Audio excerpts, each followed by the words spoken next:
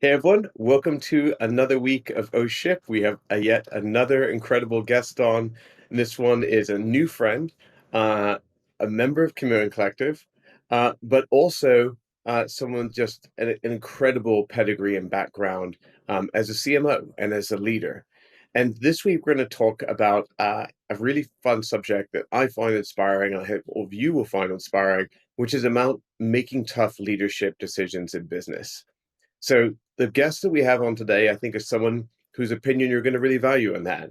He has been the CMO of big businesses. He's been the CMO of small businesses. He's been with global brands. He's been with smaller ones. But I can't. I like to name drop. I admit it. I like to name drop every once in a while. And let me give you just a couple of the roles he's had before. He has been the CMO and SVP of ecom for Brinks Home Security. He has been the CMO of TaxSlayer. He has been the CMO of Wells Fargo Advisors. He has been the CMO of Scottrade. He has been the CMO of Experian. And he's even the co-president of the CMO Club. I would argue there's a good chance if you look his name up in Wikipedia or look up CMO, you might even see his face there. So if you're looking for a great C-level advice, our friend Chris Moloney might be the guy to talk to. And with that, we're going to jump into this week's episode so we can talk about making tough leadership decisions in business. Oh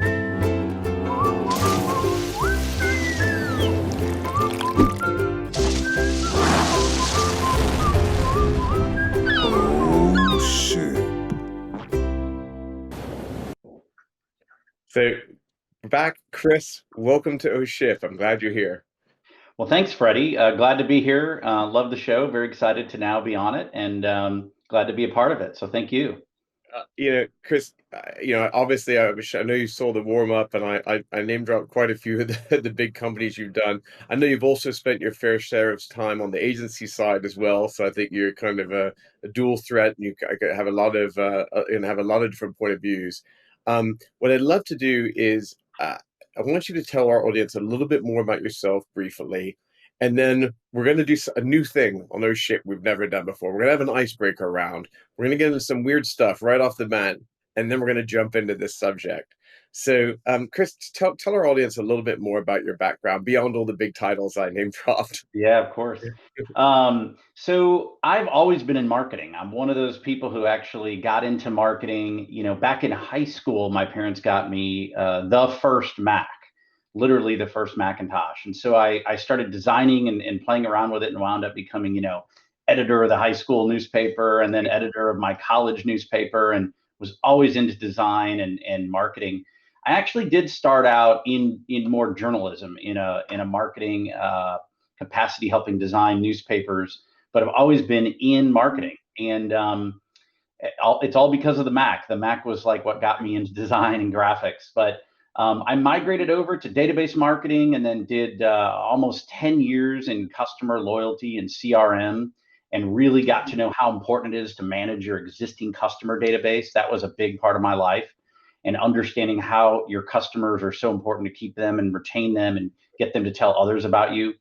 And then I made the leap to the client side. My first CMO job was Scottrade, and spent 5 years there and haven't looked back, and really got into digital marketing. Got I into heard a rumor the other day from one of the other team members that you had managed over $1 billion in media spend in your career. Is that true? Yeah, I had somebody It's ask pretty me, crazy. I think challenge me at one point about like media spend, and I had to go back and go through the budgets I'd had. And I mean, these companies were spending, hundreds of millions of dollars in media. And so, this was a little bit earlier in the measurement days, so you had to have a little bit of gut feel about what was working. The old adage, I know 50% of my marketing is working, I just don't know which 50%. I think maybe we're now up to 70 or 80%, but we're not sure which 70 or 80% of our marketing is working, but it's better today than it was then. But yeah, it was a lot of fun to be in charge of big media budgets. But, I've also enjoyed small companies and being really scrappy too. It reminds me, it's not quite as fun as it was in the mid 2000s when I distinctly remember telling a global brand when they asked, "Why will this work?" And I said, "Because it's awesome." And they were like, that seems reasonable, and they signed off and did the project. So it's little more in the weeds now in terms of data and accountability. So look, we're gonna get into some serious conversations today. I think around what it means to be a leader. I've been a CEO in a leadership role since I was 19 years old. It obviously had a big effect on me. So it can be a little stressful being being a leader, and so this is one of my favorite subjects. But before we get into that, I want to have what we're calling an icebreaker round. We're going to ask you some questions. Your answers, I want them in 5 seconds or less, maybe 10 seconds if you have to think about them for a second. Short, sweet, punchy answers. Are you ready? We're I going to am. start from easiest to harder. Okay. All What is right. the worst commute you've ever had? The worst commute I had is easy. I lived in Atlanta and worked in Atlanta, and I actually didn't have a First, terrible commute to work, but we traveled a lot. So from north Atlanta to the airport is like a 2 hour haul, and I had to do that all the time. That's it's not easier. You better off taking a helicopter from the house. fun. Okay, best commute. I had it in St. Louis when I was with Scottrade, like a 10-minute commute, but it was almost so short you didn't get to unwind on the drive home. So Is that really better than your 2020 pandemic commute? I mean, what is it? How uh, many rooms away from your bed are you right that's now? Is true. this is this an adjacent bedroom? Not too far, but there's pros and cons of that. But that was probably the shortest, to be honest. Yeah.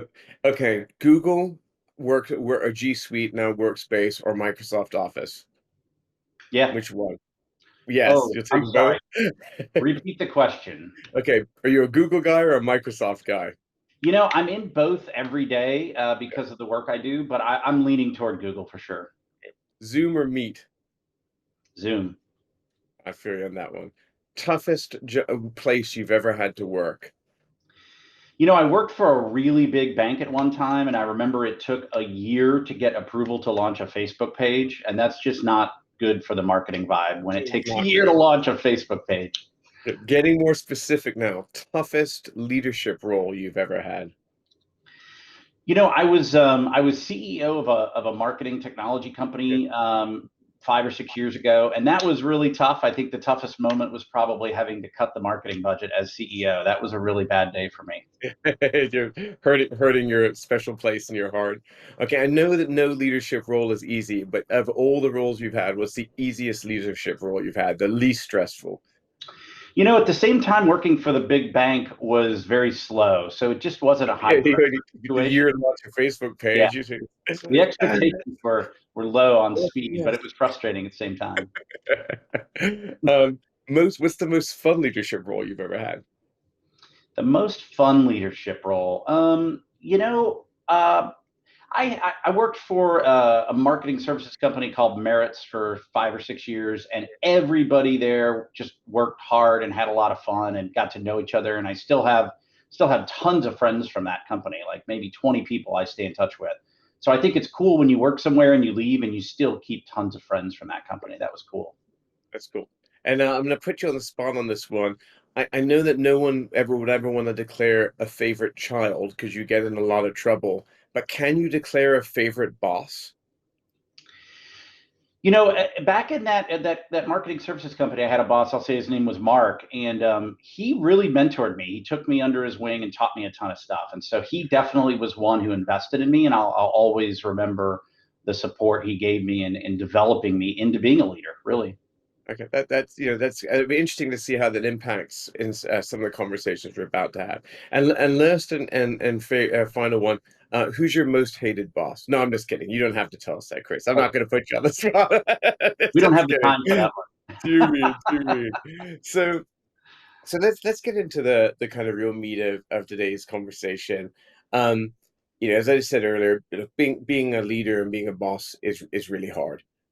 It requires you to, I'm one of the people that I believe that the leader, whether you're the CEO or in the C-suite, I believe you're in service to your employees. I believe that the buck stops with leader um, and I think that that means you have to take on a lot of weight, both the weight of the role, but also let's say this the more functional responsibilities, but also the emotional responsibilities of what it means to support your team.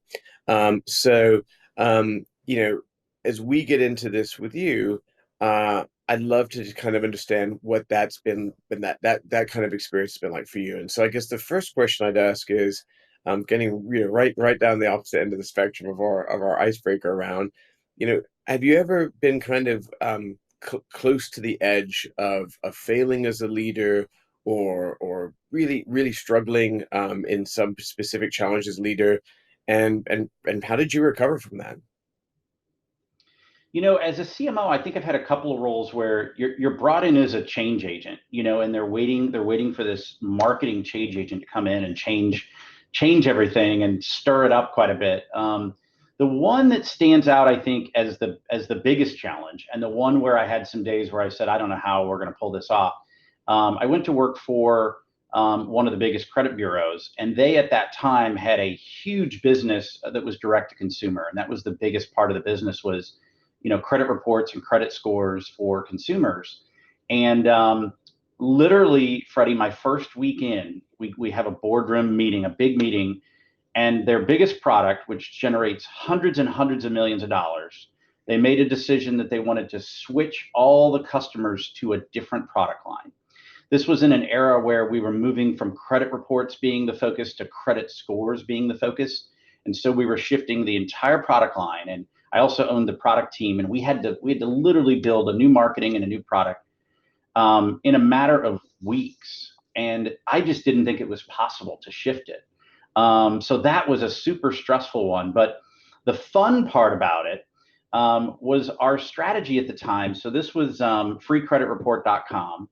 And you may recall 10, 12 years ago, they ran TV ads like crazy all night long, all the night shows. They had a band that was singing about their credit score and their credit report. I remember that. And they were goofy, funny ads that people watched, and the songs were catchy. So I said, well, what we'll do to transfer from this brand to this brand is we'll keep the band. We'll just keep the band and let them, kind of do a circuit of promoting the new brand. So get this, I dig in and I find out that the band are actually French Canadian. They don't sing and they don't speak English. All of the commercials were created. All of these commercials were created by an ad agency, and You had your very own Milli Vanilli moment, it sounds like. it was a Milli Vanilli moment in marketing, the Milli Vanilli of marketing. And so I said, well, this isn't going to work. And so it was over the course of like 24 hours, we brainstormed, what are we going to do? Like they want to launch this new brand in a month, and we can't use the old band. So this was a time, 10, 11 years ago, Freddie, when American Idol and all those shows were actually really big and still sort of new, the voting for your favorite singer. Yeah. So we brainstormed that we would do a band search. So we did Love a it. nationwide band search with Chicago, LA, New York, all over the country, promoted it, and got local bands to audition to be the free credit score band. And it was a huge success. We drew hundreds of different, there's a video of some of the bands that made it to the finals, hundreds of bands. All of the band's fans were voting for us. Their friends, they were promoting, themselves locally. We went through rounds of finalists. And the interesting thing about it was it also became an incredible lead generator, because to vote for the band, you had to basically fill out a little lead form. Ah, smart. So How we many? wound up I mean, I don't know if you could say how many leads do you think something like that would millions, actually generate? Millions. millions of leads. Wow. It was unbelievable because we ran this thing nationwide. We partnered up with MTV to do the search. So it had a little bit of street cred. It wasn't just a marketing campaign. It actually had some street cred. We did some performances in big venues. And the band was going to get to go on tour with the MTV summer tour. And so it was going to be a pretty fun deal for the band. So I got to meet a lot of musicians, a lot of fun musicians, a lot of struggling musicians, in venues all across the country. And I'm a music fan, so this was a blast. Cool. Nice perk. Total blast. And we wound up in the end picking a band that was out of Detroit, and their original name was Victorious Secrets. And about a week in, where we have all the media created, and we get a letter from our friends at the clothing company, that it's a violation of their copyright. So we have to go back to the drawing board and rename the band. So this was like the wildest time of my life. It was just nonstop, 24/7, decision making, big decisions. Do, And there do were a you, few times there I thought we'd completely fall over, yeah, but it didn't. something It like worked this, out. I have to ask. I mean, like, even this is the fun thing about marketing. Like, I have certain skills that I know that or tactics I've been very successful with in the past. I don't know if I would have guessed that this would generate millions of credit score generation or registrations for you guys. Did you suspect that would happen? Or, I mean, I'm sure you knew it would be good, but did you think it would go up into millions? I mean, there's nothing wrong with it saying, "Hey, No, it was good. But it was way better than I even dreamt." You know what I mean? we thought it might be 100,000 or something very Oh nominal. We my had no God. idea it would generate the buzz that it did, and it was a lot of fun. Now, there's one other controversy here that was thrown at me. There were a lot of followers of the old band who Yeah, wanted us to bring the old band back, yeah. and we knew we pretty much couldn't. So, Were but they we did yelling do at a you in voting. French? Well, yeah, yeah, we would have done great in Canada, but it just wasn't going to be. But nonetheless, yeah, we actually had one round where we allowed people to vote on whether they liked the old band or one of the new bands, and we kind of crossed our fingers, and fortunately, the new band won. But Yeah, I don't know what we would have done if the old band won. Like we yeah, yeah. actually let people vote on it, but it was a great campaign. We got recognized with an award called a Grand Midas, which is the top award in financial services marketing. Yeah, I have it on one of the shelves behind me, and that's great. it One to was be the proud most of. fun. But I got to tell you, it was a lot of fun. But I felt like where that period of time where you feel like you worked 5 years and it was only a Yeah, year, like yeah. crazy. That's awesome, though. What a great story. And obviously, I remember the ads from back in the day, and so I had no idea there was that big backstory behind them. So I will now look at those in a new light when I see them. So that's great. I love that. So I guess that's what's another great territory for going. How about when you think about the work that you're doing now, and so now you're even doing interim leadership roles. But obviously you still have been doing very recently large client size roles. I think the most recent one was Brinks. Um, when you think about the way your decision making process or how you approach decision making as a leader now versus maybe even how you were doing it 10 or 15 years ago, what would you say has changed the most? So if I had to think about it, I'd say you had less data 10 years ago. With the advent of all of the digital data and all the third party data and all the thing we have now, we had less data, especially on the acquisition side. And Hmm. so that adage about you knew that 50% of your marketing was working, you just didn't know which 50% really felt true to me when I was running a lot of TV and a lot of radio and a lot of print media.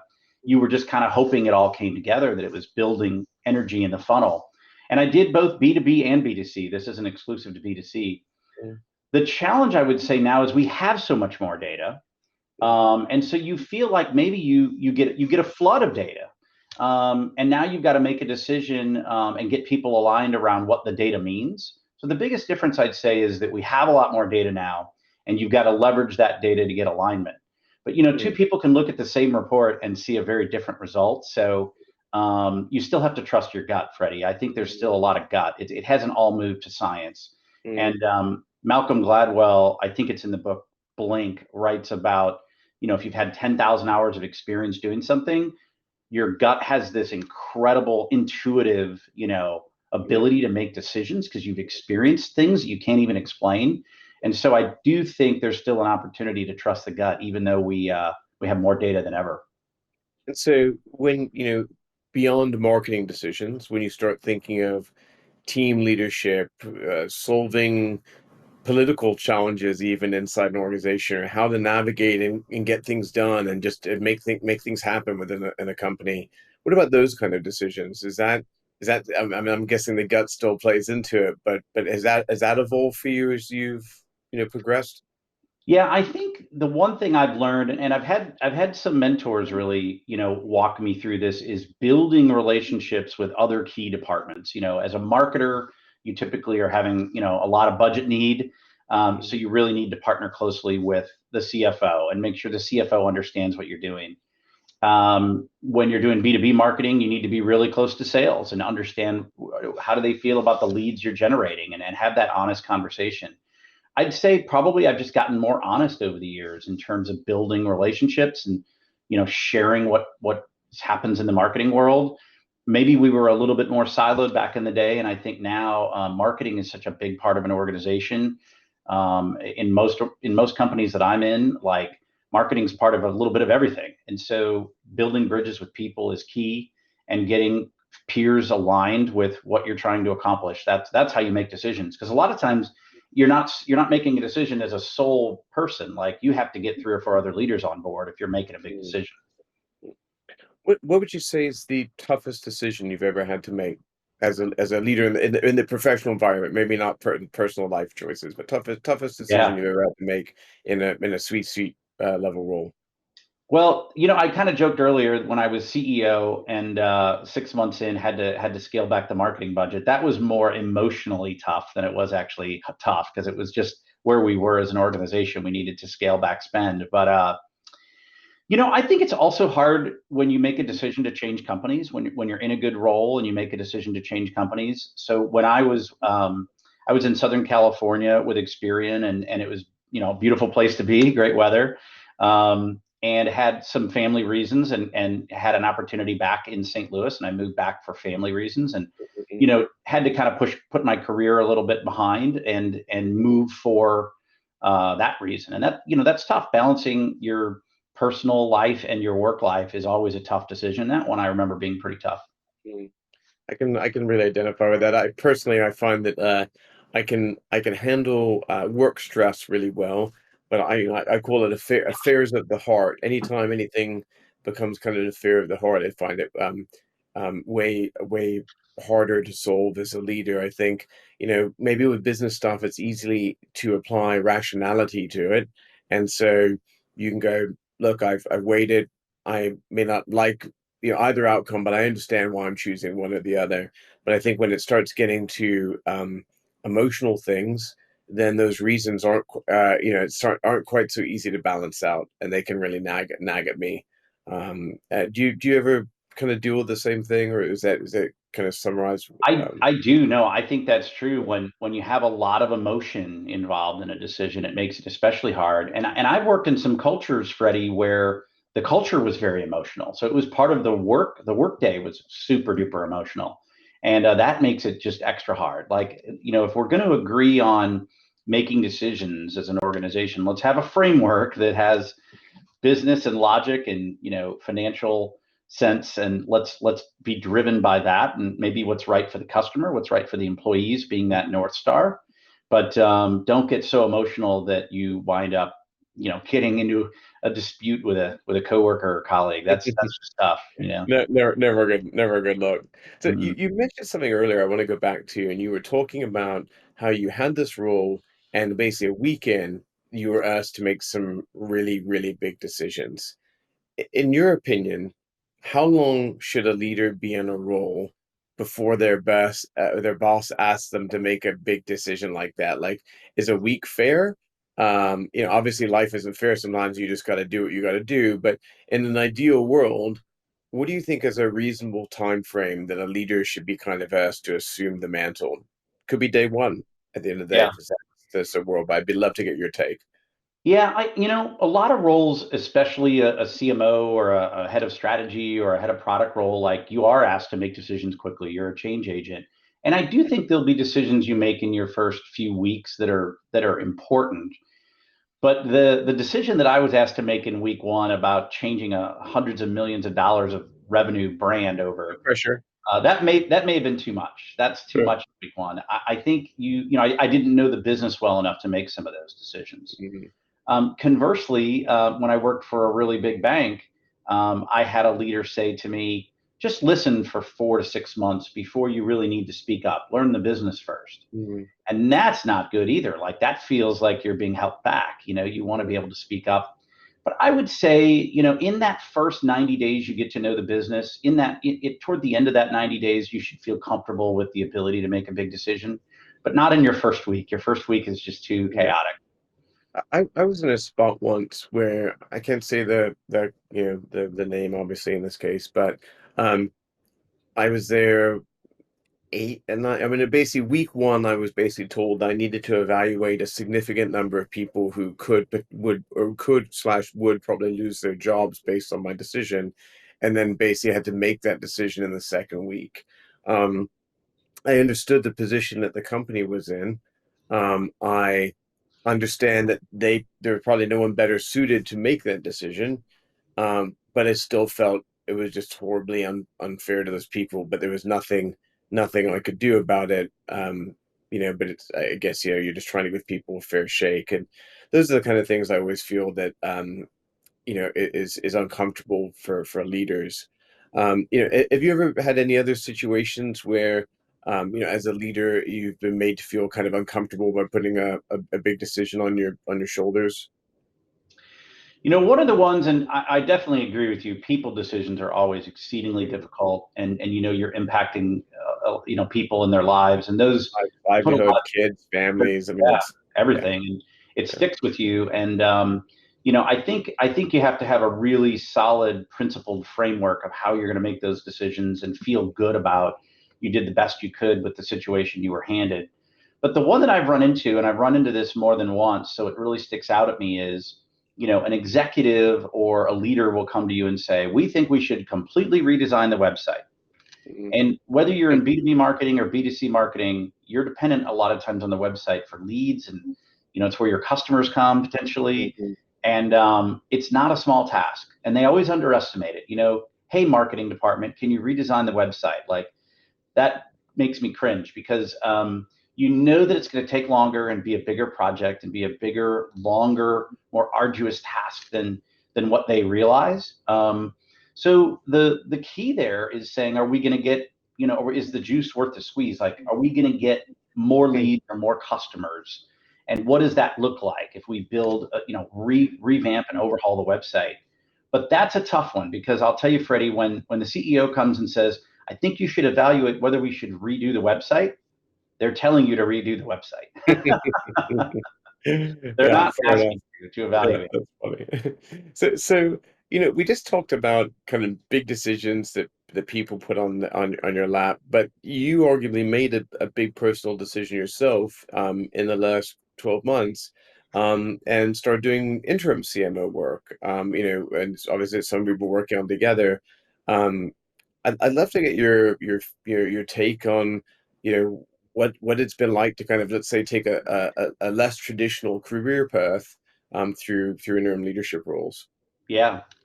Well, the marketplace has changed dramatically over the last year and a half. And so I think it's a great thing to have the ability to go into a company as an interim, CMO or leader of strategy, and be able to have an impact. And they love the outside perspective. That's one of the things I love about it, Freddie, is organizations sometimes keep repeating their own thinking, and they've all grown up in the business. And when you can come in with an outside perspective, they appreciate that. And the quicker you can learn the business and translate what you know from outside to inside, I think you add a ton of value. So I love the role. I would say, the other thing that you get to do in the interim role is, like I said, you're providing perspective, and you're able to step back. A lot of CMO roles that I've had, your heads down in the day to day, meeting to meeting. A Mhm, lot of jobs I've had, you have 9 or 10 hours of meetings a day, or in today's world, 9 or 10 hours of Zooms a day. mhm. You don't even have time to collect your thoughts or be Yeah. strategic. And I think it's really great as an interim. You're a little bit of an outsider and expert coming in to give advice, and providing that outside perspective is key. The other thing that I've learned just in recent times, I'd say, is the best question you can ask is why. A lot of companies do things or have set things up, and they haven't asked the question in a long time. And you don't even have to have the answer. You just have to have the best questions. And asking someone, why do we do it that way? Why was this set up this way? Why is this form 32 pages long? Yeah. You can get a lot done by. And it's like they had 1,800 other priorities, and just know it. If someone just said it's been shuffled under a rug someplace, and no one's looked at it for a number of years, and then they forget about it sometimes. Yeah. Yeah. It's fun, and you get to provide two big things. You provide perspective, but you also are able to say, we have to focus. Like, we have to have a focus on these few things. And I know when I've been, in certain CMO roles, you're so scattered. You're doing 50 things a day that you don't feel like you can focus. And I think leaders, it's really, really important to say, what are my priorities? And I'm a big believer in writing down priorities and writing down goals and sharing those goals. Now, in some organizations, fast-paced organizations, I've done a lot of work in fintech, and fintech moves fast. I mean, they change their priorities often when they see market opportunity. And so the key there, I think, is when you make a big change in what your priorities are, just make sure you share those with the team, that you're good at communicating those out, because they may still be on the priorities from a month ago. You talked a lot about some of the advice you're giving to other people. You've also mentioned that you've had some great mentors along the way. I have to ask, is there a kind of either best or most unique bit of advice you've gotten from a boss or a mentor over the years that you could share with us? Yeah, so I had a boss who, it was coming up on like review time and Yeah. bonus time, and so that's always an important time of the year. And hadn't gotten a review from this boss before, so I asked, what's the most important thing that you look for? And he said something to me that I didn't expect, and I've never heard from anybody else. He said, "I will judge you on your next review by the quality of the last person you hired on the team." Hmm. And I've never heard that before. It really struck me, Freddie. And from that moment, which goes back a number of years, I put a real high priority on taking the time to make sure you're hiring the right person, both the skill set and the culture fit. And hiring the right people and bringing the right people into an organization has been probably job one for me. And taking care of those people and prioritizing people has been number one since that was the statement. Now, I still kind of wonder if that was really what I was reviewed on, but the advice was, groundbreaking for me. That's it's interesting. So the focus kind of on people, and it actually tees up. There's a great comment in chat from Masayoshi Sasaki, and he said, I'm quoting here, "I believe that compassion is the most significant leadership quality nowadays. What do you believe the most important leadership value in this momentous era is, Chris?" Yeah, and I've read a lot recently that compassion is critical because our personal lives and our work lives are now so intertwined. Everything that's happened over the past year and a half, and I'd say it's compassion, and it's maybe one step further, which is giving people the freedom to talk to you about what's really going on in their world, talking to your leaders and your peers about how they're doing, and having that one-on-one time. It's a little harder by Zoom. So, my old school way of getting to know people and really having a relationship with people was, I said I never ate lunch alone. I would always go to lunch with someone in the organization. Maybe it was Yeah. an equal leader, or maybe it was someone, 3 or 4 steps down, and they always appreciated, grabbing lunch and me getting to know them personally. And that has always been really valuable to me, is getting to know your colleagues personally, and showing that you respect them as individuals and that you value their opinion. And so I think that is very tied to compassion, because once you get to know someone, you're gonna consider them as an individual, not just someone who you work with. A great challenge, and there's been a couple of thought leadership pieces that have gone viral recently in the Washington Post. I believe one of them was from the publisher of the Washingtonian, and then there was also some commentary from the CEO of WeWork, kind of talking about the degradation of um, office culture, because they believed people needed to go into an office to for culture to exist, and that the little 2 and 3 minute hallway chats or the lunches and so on was like so important to building relationships. And uh, I would actually say that, and but for the record, I had the exact same approach you did. I never ate lunch alone, and I would meeting with people at all different levels of the company, and that helped me stay informed and engaged, and I think meant something to the team, that I was always trying to hear everyone and learn about everyone. But I do think in today's world, where so many of us are going to be remote and continue to be remote, people can still, maybe we're not eating together. You could technically eat together and and have I was even thinking you could send someone an Uber Eats lunch and have, and treat them to lunch, and you can have a virtual lunch. But just even grabbing a coffee and a donut with someone sometimes, I think, is really huge. And I think people are going to need to learn that those kind of moments that you and I value can be recreated in a kind of potentially remote only environment. And my argument was that it's actually not on the teams to do this or the staff to figure out how to work remotely, but actually the burden is on us as leaders and executives to actually understand how to be great leaders in a digital remote only world. And I think we're gonna figure it out because everything is changing. Um, so I got one last bit of advice. Love seeing all the engaged people in chat right now. It seems there's a lot of people who are aspiring leaders or going through different parts of their career based on some of the comments I'm seeing. You know, what bit of advice would you maybe give to someone that was just starting out their marketing career? Yeah, I spent a lot of time, maybe, early in my career, doing the wrong thing. I did what the marketing task was, and I did what the assignment was, and maybe even followed what my job description said. And What's we was doing really, again? Let me look that up. yeah, what is a job description? But you start out and you're like, okay, this is the task, this is what I'm being asked to do, this is my role, this is my job, this is and I think it's probably 10 years ago that I had a revelation that your job is to do what your boss's priorities are. And maybe they're not able to always clearly state them. So you've got to make sure, like, are we trying to grow revenue, or are we trying to grow margin? Are we trying to grow the value of the enterprise? Or are we trying to grow, you know, Great some advice. other metric? Is it what is most important to the organization? And oftentimes you'll make a different decision when you really understand what your leaders are trying to accomplish. And so make sure that you get that time, to talk to the leader about what they're trying to accomplish. I have one other tip here, Freddie, that just occurred to me. As Um, good as the first one, I'll take it. okay. This is I had somebody ask me this, and I remember I gave them this advice, and it was just great. We all hesitate to ask for a review from our boss until it's the review season.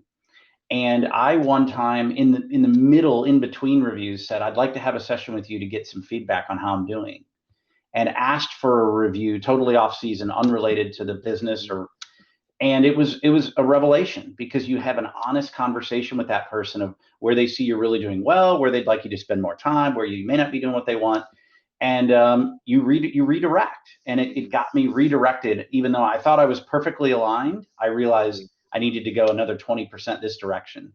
And so ask for feedback and a review off season. That would be my advice. Love this. It's funny if you are a product, they would say that continuous feedback loop is essential to creating an incredible product. And at the end of the day, we are all a product of our own design, trying to succeed in a competitive world. And I think getting that feedback to try and really make sure you perfect your offering is really essential.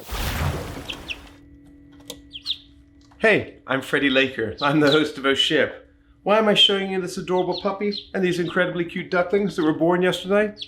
Because I'm trying to distract you from the fact that our show just became a complete ship show. Sorry about the technical difficulties, but I want to spend an extra special thank you out to Chris Moloney for an incredible show, and dealing with the fact that our producer literally had his internet go down and we couldn't end the show like we normally do. But if you are going to end a show using the power of the internet, is there anything better than this? And this. Oh shit.